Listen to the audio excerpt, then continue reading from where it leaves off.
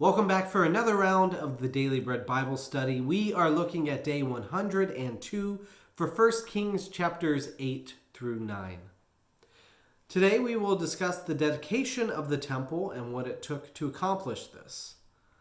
After many long days of forced labor, the temple was built.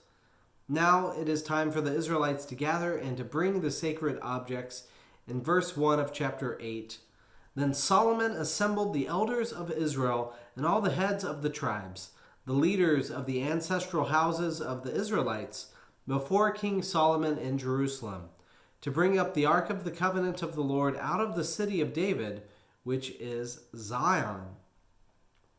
So the whole assembly gathers and offers more than a sufficient amount of atoning sacrifices. It appears King Solomon learned from King David's attempt to bring the ark into Jerusalem without first offering a costly sacrifice.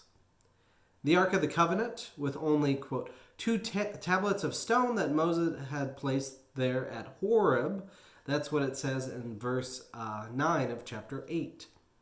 God apparently approves of all of this effort, because in verse 10 it says, A cloud filled the house of the Lord, so that the priest could not stand to minister because of the cloud, for the glory of the Lord filled the house of the Lord. King Solomon then begins his speech, as we see in verse 15, Blessed be the Lord God, the God of Israel, who with his hand has fulfilled what he has promised with his mouth to my father David. King Solomon recounts the eternal covenant between King David and God, and blesses God for that covenant. As King Solomon knows God in heaven would never fully be bound to earth, the king sees the temple as a gateway through which mediation to God could be made. In 1 Kings 8:28, Regard your servant's prayer and his plea, O Lord my God, heeding the cry and the prayer that your servant prays to you today, that your eyes may be open night and day toward this house, the place of which you said, my name shall be there, that you may heed the prayer that your servant prays towards this place. Hear the plea of your servant and of all your people Israel when they pray toward this place. O hear in heaven your dwelling place, heed and forgive. Thus the temple was primarily a place to seek mediation with God. King Solomon then discusses justice issues that ought to be mediated by God, including sins against neighbors, unknown sins that lead to defeat at the hands of enemies, the lack of rain, and famine. King Solomon asked God to hear the prayers of foreigners in this place, to bless military battles, and most importantly, to forgive sins that lead to exile. Now, these are some foreshadowing in a speech. Two notable foreshadowings we have here. First is the rain, which coming up in 1 Kings, the prophet Elijah will call for rain to be withheld from Israel for King Ahab's sins. And then second, in 1 Kings 8:46, that they are carried away captive to the land of the enemy, which both the northern tribes and the southern tribes will be exiled by the end of this narrative arc in 2 Kings.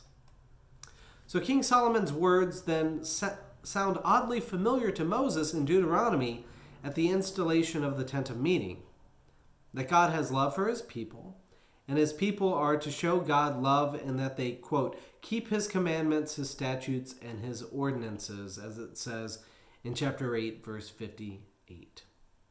The king then finishes his speech and dedicates the temple after 7 days of worship. Moving on to 1 Kings chapter 9, the Lord appears to King Solomon a second time and says in verse 3 of chapter 9, I have consecrated this house that you have built and put my name there forever. My eyes and my heart will be there for all time. God plans to keep his promise of continuing the line of King David, but also warns that turning from God's ways will have harsh consequences. In chapter 9, verse 7, I will cut Israel off from the land that I have given them, and the house that I have consecrated for my name I will cast out of my sight. The temple will be in ruins. This too is foreshadowing of things to come. Chapter 9 also briefly mentions conflict between King Hiram and King Solomon. Solomon celebrated the 20 years of building by King Hiram by giving him 20 cities in Galilee. King Hiram was not pleased with these cities, and they became called, quote, a land good for nothing. This is where I believe the connection to the New Testament is found when the soon-to-be disciple Nathanael is inclined to judge this soon-to-be rabbi for being from a, quote, good-for-nothing land. And Nathanael said to him, can anything good come out of Nazareth? From John chapter 1, verse 46. Now, moving back to King Solomon, we see that he used forced labor to construct many things for the house and the temple. In 1 Kings 9:20 through 22, all the people who were left of the Amorites, the Hittites, the Perizzites, the Hivites, and the Jebusites, who were not the people of Israel, their descendants who were still left in the land, whom the Israelites were unable to completely destroy. These Solomon conscripted for slave labor, and so they are to this day.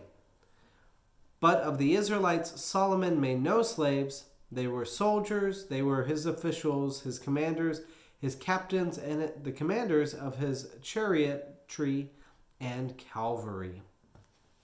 So there we have it.